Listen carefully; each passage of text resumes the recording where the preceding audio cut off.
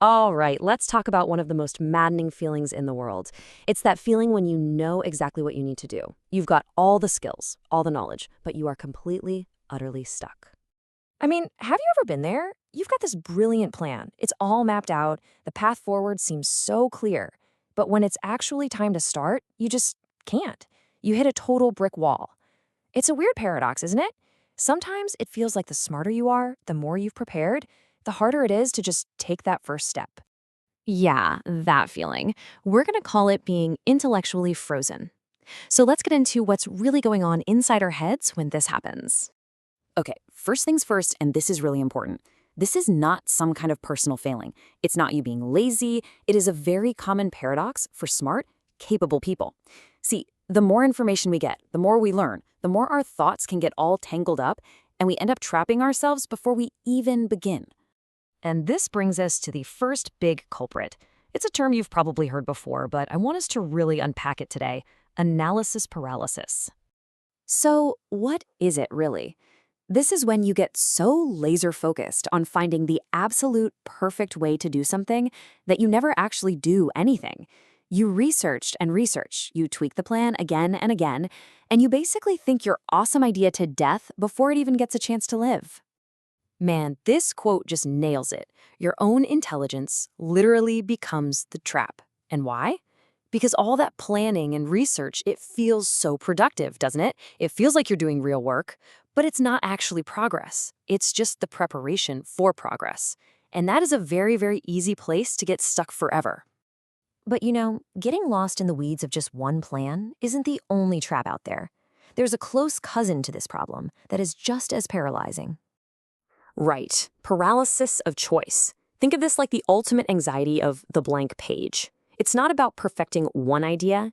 It's about being totally overwhelmed by all the possible ideas.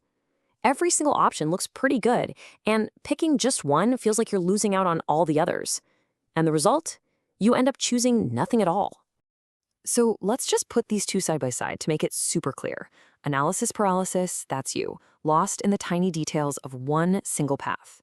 Paralysis of choice, that's you, totally overwhelmed by too many paths before you've even started. They sound different, but they both lead to the exact same place, absolutely nowhere. So, the big question is, why do our brains fall for these traps so easily? Well, it all comes down to this really clever, but pretty unhelpful trick that our minds love to play on us. You see, your brain loves feeling like it's getting things done. So when you're making spreadsheets or reading articles or outlining for the 10th time, your brain gives you a little reward, a little hit of dopamine. It feels just like real progress.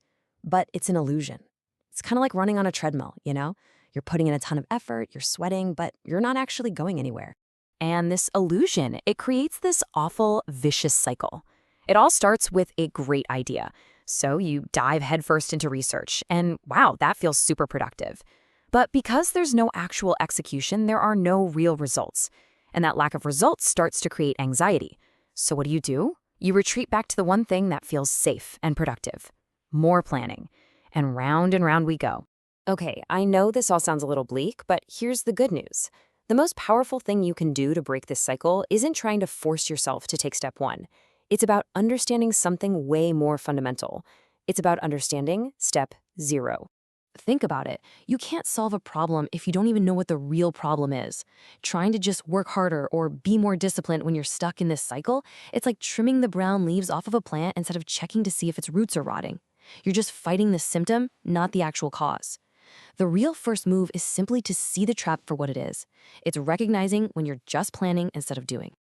And that right there is the whole point of step 0. It is mastering awareness. It's about learning to catch yourself in the act and just say, okay, I see what's happening here. I'm not actually being productive. I'm just caught in the analysis trap again. That single moment of recognition, that is what finally gives you the power to change course. Because once you can name the problem, you're already halfway to solving it. So the question isn't if you can get started anymore. The real question is, now that you can finally see the trap for what it is, what's your real step 1 going to be?